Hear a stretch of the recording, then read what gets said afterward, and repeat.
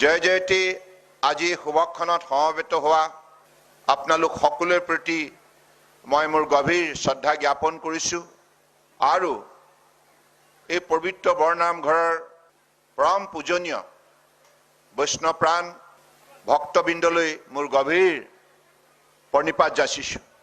আজি এই অনুষ্ঠানলৈ আহিয়ে পোনপ্ৰথমে বৰনামঘৰৰ এই পবিত্ৰ চৌহদত পদাৰ্পণ কৰি বৈষ্ণৱপ্ৰাণ ভক্তবৃন্দৰ সাক্ষাৎ লাভ কৰি নিজকে মই ধন্য মানিছোঁ। কাৰণ এই পবিত্ৰ ভূমিত পদাৰ্পণ কৰিয়েই আজি কিছু বছৰ আগতে মই গুৰুসকলৰ শ্ৰীচৰণত মূৰ দোৱাই আশীৰ্বাদ বিচাৰিছিলোঁ আৰু গুৰুসকলে আশীৰ্বাদ দিছিল যে অসমৰ সমাজ জীৱনত নিষ্ঠাৰে কাম কৰাৰ নিমিত্তে বিভিন্ন দায়িত্ব গ্ৰহণ কৰি আগবাঢ়ি যোৱাৰ আৰু সেই গুৰুসকলৰ আশীৰ্বাদ মতে মই এই অভাজনে আজি আপোনালোকৰ সন্মুখত এনেধৰণে থিয় হৈ মনৰ কথা ব্যক্ত কৰাৰ সুবিধা লাভ কৰিছোঁ। গতিকে সেইবাবে মই পুনৰবাৰ বৰনামঘৰৰ গুৰুসকলৰ শ্ৰীচৰণত কৌটি কৌটি প্ৰণিপাত যাচিছোঁ আৰু আশীৰ্বাদ বিচাৰিছোঁ যাতে আগন্তুক দিনত অসমৰ বৰাক ব্ৰহ্মপুত্ৰ পাহাৰ ভৈয়ামত বসবাস কৰা বৃহত্তৰ অসমীয়া জাতিটোৱে যেন সকলো সময়তে শান্তিৰে সমন্বয় দ্বাৰা শক্তিশালী হৈ জীৱন যুঁজত সফলতাৰে আগবাঢ়ি যায় আৰু এইখন অসমৰ সাৰুৱা মাটিৰ উৎপাদন বৃদ্ধি কৰি সকলোৱে যেন স্বাৱলম্বী হয়।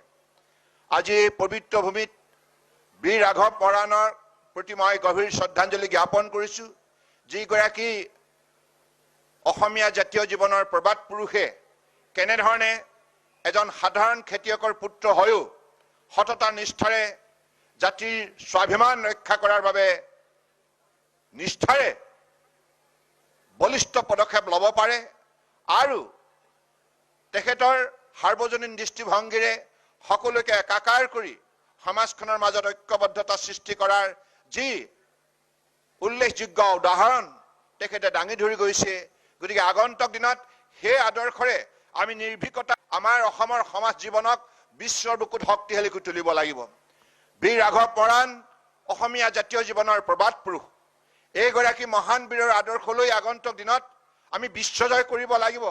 সেই লক্ষ্যৰে আমাৰ উঠি অহা ছাত্ৰ ছাত্ৰীসকলে ভালদৰে অধ্যয়ন কৰি নিজক প্ৰস্তুত কৰিব লাগিব, বৌদ্ধিক দিশত শক্তি দেখুৱাব লাগিব, সাংস্কৃতিক দিশত আমাৰ সচেতনতা প্ৰদৰ্শন কৰিব লাগিব, আধ্যাত্মিকভাৱে সবল হৈ এটা শক্তিশালী আদৰ্শ পুৰুষ হিচাপে জীৱনৰ বাটত প্ৰতিষ্ঠা লাভ কৰিব লাগিব। গতিকে সেই লক্ষ্যৰে মই ভাবোঁ উঠি অহা ছাত্ৰ ছাত্ৰীসকলক বিশেষকৈ ল'ৰা ছোৱালীবিলাকক আমাৰ মাতৃ পিতৃ আৰু শিক্ষক শিক্ষয়িত্ৰীসকলে গঢ় দিব। কাৰণ এতিয়া যুগটো হৈছে প্ৰতিযোগিতাৰ। এই একবিংশ শতিকাত যদি আমি আগুৱাই যাব লগা হয় তেতিয়াহ'লে সকলোৱে মনত ৰাখিব লাগিব শিক্ষাৰ যোগেদি জ্ঞান আহৰণ কৰি আমি জ্ঞানী হৈ শক্তিশালী ব্যক্তিত্বৰ অধিকাৰী হৈ আগন্তুক দিনত আমাৰ যোগ্যতা দক্ষতা দৃঢ়তা নিৰ্ভীকতা সততা নিষ্ঠা আমি আমাৰ কৰ্মপথাৰত প্ৰতিষ্ঠা কৰিব লাগিব। ৰাঘৱ মৰাণৰ আত্মাই তেতিয়াহে শান্তি পাব যেতিয়া এই কাম আমি নিষ্ঠাৰে কৰিবলৈ সক্ষম হ'ম। মোৰ ভাল লাগিছে আজি ৰাঘৱ মৰাণ দিৱস অসম চৰকাৰৰ পৃষ্ঠপোষকতাত আৰু অসম মৰাণ সভাৰ উদ্যোগত আজি এই পবিত্ৰ বাৰিকৰী ভূমিত অনুষ্ঠিত হৈছে, আয়োজন হৈছে। মই বাৰিকৰী ৰাইজক আন্তৰিকতাৰ কৃতজ্ঞতা জ্ঞাপন কৰিছোঁ। আপোনালোকে অসমীয়া জাতীয় জীৱনৰ এই প্ৰবাদ পুৰুষগৰাকীক শ্ৰদ্ধাঞ্জলি জনাবৰ বাবে আপোনালোকে বিভিন্ন জাতি জনগোষ্ঠীয়ে এই মহাস্থানত সমবেত হৈ ঐক্যবদ্ধতাৰ পৰিচয় আপোনালোকে দাঙি ধৰিছে। এই হৈছে অসমীয়া জাতিৰ সৌন্দৰ্য আৰু শক্তি। আজি সদৌ অসম মৰাণ ছাত্ৰ সন্থা, অসম মৰাণ সভা, সদৌ অসম মৰাণ কলা সংস্কৃতি বিকাশ কেন্দ্ৰ, অসম মৰাণ জাতীয় কৰ্মচাৰী শৈক্ষিক বিকাশ কেন্দ্ৰ, মৰাণ জাতীয় মহিলা পৰিষদ আৰু মৰাণ সাহিত্য সভা সকলোৱে মিলিত প্ৰচেষ্টাৰে আজি মৰাণ জনগোষ্ঠীটোক যেনেধৰণে একবিংশ শতিকাত শক্তিশালী কৰাৰ প্ৰয়াস কৰিছে, সাংস্কৃতিকভাৱে শৈক্ষিকভাৱে আধ্যাত্মিকভাৱে বিজ্ঞান প্ৰযুক্তিৰ কৃষি সকলো খণ্ডতে জনগোষ্ঠীটোক পৰিপক্ক কৰাৰ বাবে যি প্ৰয়াস কৰিছে জাতীয় সংগঠনসমূহে ইয়াৰ বাবে মই প্ৰতিটো জাতীয় সংগঠনক আন্তৰিকতাৰে কৃতজ্ঞতা জ্ঞাপন কৰিছো। কাৰণ আমাৰ মাজত সামাজিক সচেতনতা, আমাৰ মাজত শৈক্ষিকভাৱে সবলতা আমি নিশ্চিতভাৱে আহৰণ কৰিব লাগিব। কাৰণ মই পুনৰ কৈছো, যুগটো হৈছে প্ৰতিযোগিতাৰ। আমি এই প্ৰতিযোগিতাৰ পৃথিৱীত অৱতীৰ্ণ হৈ আমাৰ শ্ৰেষ্ঠতা প্ৰদৰ্শন কৰিব লাগিব। সেইবাবে আমি কঠোৰ পৰিশ্ৰমৰ যোগেদি এই কাম সম্ভৱ কৰি তুলিব পাৰিম। আৰু আমাৰ মাজত ঐক্যবদ্ধতা সকলো সময়তে অটুট থাকিব লাগিব। কাৰণ গুৰুসকলে কৈছে, সমন্বয়ৰ দ্বাৰাহে সমাজ শক্তিশালী হয়, পৰিয়াল শক্তিশালী হয়, ৰাষ্ট্ৰ শক্তিশালী হয়, মানৱ সভ্যতা শক্তিশালী হয়। গতিকে আজি মৰাণ জাতীয় সংগঠনে এই শক্তিশালী পদক্ষেপ গ্ৰহণ কৰাৰ বাবে আজি আপোনালোকে বহু ক্ষেত্ৰত অসমৰ নহয় ভাৰতবৰ্ষৰ জনগণৰ দৃষ্টি আকৰ্ষণ কৰিবলৈ সক্ষম হৈছে। মোৰ ভাল লাগে এইখন বাৰেকৰীয়া অঞ্চলত কিমান ৰাষ্ট্ৰীয় আন্তঃৰাষ্ট্ৰীয় পৰ্যায়ে ইয়াত ক্ৰীড়াবিদ সৃষ্টি হৈছে। ফুটবল জগতত আপোনালোকে অভিলেখ সৃষ্টি কৰিছে। গতিকে সেইবাবে অসম চৰকাৰৰ তৰফৰ পৰা আমি ইয়াত ষ্টেডিয়াম নিৰ্মাণ কৰিবৰ বাবে পূৰ্বতে 50 লক্ষ টকা আমি আগবঢ়াইছিলো আৰু ভৱিষ্যতৰ দিনত আৰু আগবঢ়াম। কাৰণ এই অঞ্চলটোৰ জাতীয় সম্পদ, ইয়াত যিসকল যুৱক যুৱতী আছে অত্যন্ত দক্ষতা সম্পন্ন, এখেতসকলৰ বিকাশ ঘটাবৰ বাবে আধুনিক ধ্যান ধাৰণাৰে ইয়াত আন্তঃগাঁথনি অৱস্থা টনকিয়াল কৰিবই লাগিব। আৰু আধ্যাত্মিক ধ্যান ধাৰণাৰ মহাশক্তি স্বৰূপ এই বাৰেকৰীয়া অঞ্চল, এই পবিত্ৰ বৰনামঘৰ। হাজাৰ হাজাৰ লোকে এই পবিত্ৰ বৰনামঘৰৰ পৰা বহু ক্ষেত্ৰত পৰিত্ৰাণ পাইছে, জীৱনৰ সমস্যাৰ পৰা পৰিত্ৰাণ পাইছে।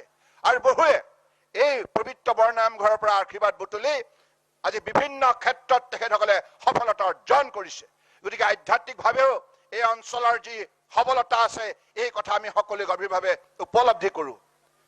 অসম চৰকাৰে অসমৰ প্ৰতিটো সৰু বৰ জাতি জনগোষ্ঠীক আগুৱাই নিয়াৰ প্ৰয়াস কৰিছে।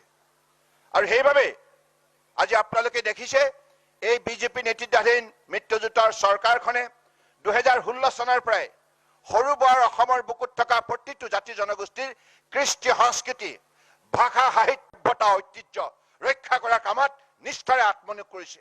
পূৰ্বৰ কোনো চৰকাৰে এনেধৰণৰ পদক্ষেপ ল'ব পৰা নাছিল। কাৰণ সেই চৰকাৰবিলাকৰ জাতি জনগোষ্ঠীৰ প্ৰতি শ্ৰদ্ধা ভক্তি তেখেতসকলৰ হৃদয়ত নাছিল। প্ৰবাদ পুৰুষসকলক যে আমি শ্ৰদ্ধাঞ্জলি প্ৰদান কৰি তেখেতসকলৰ আদৰ্শৰ যোগেদি আমাৰ ভৱিষ্যত প্ৰজন্মক গঢ় দিব লাগে, এই তেখেতসকলৰ সংকল্প নাছিল। কিন্তু আমাৰ সেই মহান বীৰ বীৰাংগনাৰ প্ৰতি শ্ৰদ্ধা আৰু ভক্তি থকাৰ বাবে আজি অসমৰ প্ৰতিটো জনগোষ্ঠীয়ে এনেধৰণৰ ৰাজ্যিক মঞ্চত নিজৰ কৃষ্টি সংস্কৃতিৰ ঐতিহ্যৰ শক্তি প্ৰদৰ্শন কৰিবলৈ সক্ষম হৈছে। মই তাৰ বাবে সঁচাই আপোনালোকৰ ওচৰত চিৰকৃতজ্ঞ। পৰম শ্ৰদ্ধা ৰাইজ, মই দীঘলীয়া বক্তব্য নাৰাখো। ইতিমধ্যে মোক মৰাণ জাতীয় সংগঠনসমূহে কেইটামান কথা কৈছে। বাৰেকৰী আঞ্চলিক যুৱ সংঘৰো আগ্ৰহ আছে যে এই অঞ্চলত এটা পুথিভঁৰাল লাগে। অসম চৰকাৰৰ তৰফৰ পৰা আমি পুথিভঁৰাল এটা নিৰ্মাণ কৰিম। ইয়াৰ উপৰিও বীৰ ৰাঘৱ মৰাণৰ স্মৃতি চিৰযুগমীয়া কৰিবৰ বাবে আমাক জাতীয় সংগঠনে এটি প্ৰস্তাৱ দিছে। অসমৰ 7টামান স্থানত একোটা স্মৃতি প্ৰেক্ষাগৃহ নিৰ্মাণ কৰিব লাগিব। এই সন্দৰ্ভতো ৰাজ্য চৰকাৰৰ পৰা শক্তিশালী পদক্ষেপ লোৱা হ'ব। আৰু ইতিমধ্যে মোক স্থানীয় বিধায়ক সুৰেন ফুকন ডাঙৰীয়াই জনাইছে এই পবিত্ৰ অঞ্চলত থকা প্ৰায় 31টা নামঘৰত ইতিমধ্যে অসম চৰকাৰৰ তৰফৰ পৰা আগবঢ়োৱা সাহায্য প্ৰদান কৰা হৈছে। আৰু ইয়াৰ উপৰিও এই বাৰেকৰী মথাউৰি নিৰ্মাণৰ বাবে অসম চৰকাৰৰ তৰফৰ পৰা 8 কোটি টকা ব্যয় কৰা হৈছে। আৰু ইয়াত থকা বিভিন্ন ৰাস্তা পদূলি নিৰ্মাণ কৰিবৰ বাবে 30 কোটি টকাৰো অধিক ইয়াত অৰ্থ ব্যয় কৰা হৈছে। গতিকে পৰম শ্ৰদ্ধা ৰাইজ, বাৰেকৰী অঞ্চলৰ বাবে অসম চৰকাৰে কৰিব লগা আৰু আছে, আমি আৰু কৰিম। কেৱল আপোনালোকে মোক এটি প্ৰতিশ্ৰুতি দিব লাগিব আজি এই শুভক্ষণত। কাৰণ অসমক আমি বিশ্বৰ অন্যতম শ্ৰেষ্ঠ ৰাজ্য হিচাপে গঢ় দিব বিচাৰো। ভাৰতবৰ্ষৰ শক্তিশালী অৰ্থনৈতিকভাৱে সবল ৰাজ্য হিচাপে আমি আমাৰ অসমৰ পৰিচয় দাঙি ধৰিব বিচাৰো। সেইবাবে অসমৰ বুকুত থকা প্ৰতিটো জাতি জনগোষ্ঠীয়ে নিজৰ ভৱিষ্যতৰ প্ৰজন্মক এতিয়াই প্ৰায় শিক্ষাৰ দ্বাৰা তেখেতসকলক শক্তিশালী কৰি তুলিব লাগিব। শিক্ষাৰ অবিহনে মানুহ শক্তিশালী হ'ব নোৱাৰে। গতিকে সেইবাবে অসম চৰকাৰৰ তৰফৰ পৰা প্ৰতিটো পৰিয়ালৰ বিনামূলীয়া পুত্ৰ কন্যাক নামভৰ্তি, ছাত্ৰ ছাত্ৰীসকলৰ নামভৰ্তি, বিনামূলীয়া এডমিশ্যন, বিনামূলীয়া পাঠ্যপুথি, ইউনিফৰ্ম আৰু স্কলাৰশ্বিপ ইত্যাদি ইত্যাদি দিয়া হৈছে। লক্ষ্য হৈছে অসমৰ বুকুত থকা প্ৰতিটো পৰিয়ালৰ পুত্ৰ কন্যাই যাতে শিক্ষা গ্ৰহণ কৰি নিজক জীৱনৰ বাটত শক্তিশালী কৰি তুলিব পাৰে। গতিকে পৰম শ্ৰদ্ধাৰ আজি ইয়াত উপস্থিত থকা ৰাইজ, আপোনালোকে প্ৰতিশ্ৰুতি দিব লাগিব এই মৰাণ জনগোষ্ঠীক বিশ্বৰ অন্যতম শ্ৰেষ্ঠ জনগোষ্ঠী হিচাপে প্ৰতিষ্ঠা কৰাৰ বাবে উঠি অহা ছাত্ৰ ছাত্ৰীসকলক আপোনালোকে ভালদৰে শিক্ষাৰ প্ৰতি ধাউতি বৃদ্ধি কৰা কামত আত্মনিয়োগ কৰিব। কৰিবনে ৰাইজ? কৰিব লাগিব। আমি বিশ্বজয় কৰিব লাগিব। বীৰ ৰাঘৱ মৰাণৰ মৰ্যাদা ৰক্ষা কৰিব লাগিব। গতিকে সেইবাবে আপোনালোক সকলোৱে আগন্তুক দিনত এই সংকল্প লওক। ইয়াত পৰম শ্ৰদ্ধাৰ মাতৃ পিতৃসকল আছে, শিক্ষক শিক্ষয়িত্ৰীসকলো আছে। এই দুই মহাশক্তিয়ে যদি সংকল্প লয়, নিশ্চিতভাৱে উঠি অহা ছাত্ৰ ছাত্ৰীসকলক আমি একোগৰাকী দক্ষ, যোগ্য, আদৰ্শৱান নাগৰিক হিচাপে ভাৰতবৰ্ষৰ বুকুত গঢ় দিব পাৰো। আৰু সেই পুত্ৰ কন্যাই বিভিন্ন ক্ষেত্ৰত গৈ বিশ্বজয় কৰিবৰ বাবে সম্ভৱ কৰি তুলিব পাৰে। মানুহে সিদ্ধান্ত ললে সকলো কাম সম্ভৱ, কেৱল ইচ্ছা শক্তিৰ প্ৰয়োজন। গতিকে আপোনালোকক বুকুত সেই শক্তি আছে, কাৰণ মৰাণ জনগোষ্ঠীৰ এটা সুকীয়া ঐতিহ্য আছে। নিৰ্ভীক, কৰ্ম উদ্যোগী, সৎ, নিষ্ঠাৱান জনগোষ্ঠী অসমৰ বুকুত আছে। গতিকে এই জনগোষ্ঠীৰ ব্যক্তিত্বত যিমানখিনি সম্পদ আছে, সম্ভাৱনা আছে, শক্তি আছে, ইয়াক উজ্জীৱিত কৰি তুলিব লাগিব। একবিংশ শতিকাত বিশ্বৰ বুকুত জাকত জিলিকা জনগোষ্ঠী হিচাপে প্ৰতিষ্ঠা কৰি অসমীয়া জাতিৰ শক্তি বৃদ্ধি কৰিব লাগিব। আৰু এটি মৰাণ আমাৰ জাতীয় সংগঠনসমূহৰ তৰফৰ পৰা এটি প্ৰস্তাৱ আহিছে, ৰাঘৱ মৰাণ দিৱসটো বন্ধ ঘোষণা কৰিব লাগে। গতিকে এই ক্ষেত্ৰতো চৰকাৰে ইতিবাচক দৃষ্টিভংগীৰে গোটেই বিষয়টো বিবেচনা কৰিব। আৰু আপোনালোকে জানে যে জনজাতিকৰণ কৰাৰ সিদ্ধান্ত সন্দৰ্ভতো ইতিমধ্যে চৰকাৰে ইতিবাচক দৃষ্টিভংগীৰে গোটেই বিষয়টো আগুৱাই নিয়াৰ বাবে প্ৰয়াস কৰিছে। আৰু ইতিমধ্যে মৰাণ অট'নমাছ কাউন্সিল গঠন কৰাৰ সিদ্ধান্ত অসম চৰকাৰে গ্ৰহণ কৰিছে। লক্ষ্য হৈছে মৰাণ জনগোষ্ঠীক আৰ্থ সামাজিক দিশ, শৈক্ষিক, অৰ্থনৈতিক সকলো দিশতে যাতে এই জনগোষ্ঠীতে সবলতা অৰ্জন কৰিব পাৰে, তাৰ বাবে এনেধৰণৰ এটি সাংবিধানিক ব্যৱস্থা প্ৰদান কৰা হৈছে। মোৰ দৃঢ় বিশ্বাস আগন্তুক দিনত এই জনগোষ্ঠীটোৱে নিশ্চিতভাৱে নিজক শক্তিশালী পথ গঢ় দি অসমীয়া জাতিক ভাৰতবৰ্ষৰ বুকুত শক্তিশালী কৰাৰ কামত উল্লেখযোগ্য বৰঙণি আগবঢ়াব। এইখিনি কথাকে কৈ মই পুনৰবাৰ আজি এই সভাত উপস্থিত থকা সকলোৰে প্ৰতি শ্ৰদ্ধাশীল হৈ পুনৰবাৰ বৰনামঘৰৰ পৰম পূজনীয় বৈষ্ণৱপ্ৰাণ ভক্তবৃন্দৰ শ্ৰীচৰণত কোটি কোটি প্ৰণিপাত জনাইছো। গুৰুসকলৰ প্ৰতি প্ৰণিপাত যাচিছো, যাতে গুৰুসকলৰ কৃপা দৃষ্টি আমাৰ ব্যক্তিত্বত সম্ভৱ হৈ উঠে আৰু অসমৰ বৰাক ব্ৰহ্মপুত্ৰ পাহাৰ ভৈয়াম একাকাৰ হৈ এইখন অসমৰ বুকুত থকা হাৰুৱা মাটিৰ উৎপাদন শক্তি বৃদ্ধি কৰি এই জাতিটোৱে যেন আগন্তুক দিনত মাননীয় প্ৰধানমন্ত্ৰী ডাঙৰীয়া আহ্বান জনোৱাৰ দৰে আত্মনিৰ্ভৰ ভাৰত অভিযান সফল কৰাৰ বাবে আত্মনিৰ্ভৰ অসম অভিযান সফল কৰি তুলিব পাৰে। সকলোৱে নিজৰ আত্মসন্মান ৰক্ষা কৰাৰ বাবে আত্মনিৰ্ভৰশীল হোৱাৰ সংকল্প গ্ৰহণ কৰে, কঠোৰ পৰিশ্ৰমত মগ্ন হয় আৰু সমাজখনত কৰ্ম সংস্কৃতিৰ বাতাবৰণ শক্তিশালী কৰাৰ স্বাৰ্থত যাতে সকলোৱে শান্তি সম্প্ৰীতি ভাতৃত্ববোধ বন্ধুত্ব জীয়াই ৰাখে, ইয়াৰ বাবে বিশেষভাৱে আপোনালোকৰ ওচৰত প্ৰাৰ্থনা জনাই মই মোৰ বক্তব্য সামৰিলো। ধন্যবাদ। জয় আই অসম, জয় হিন্দ।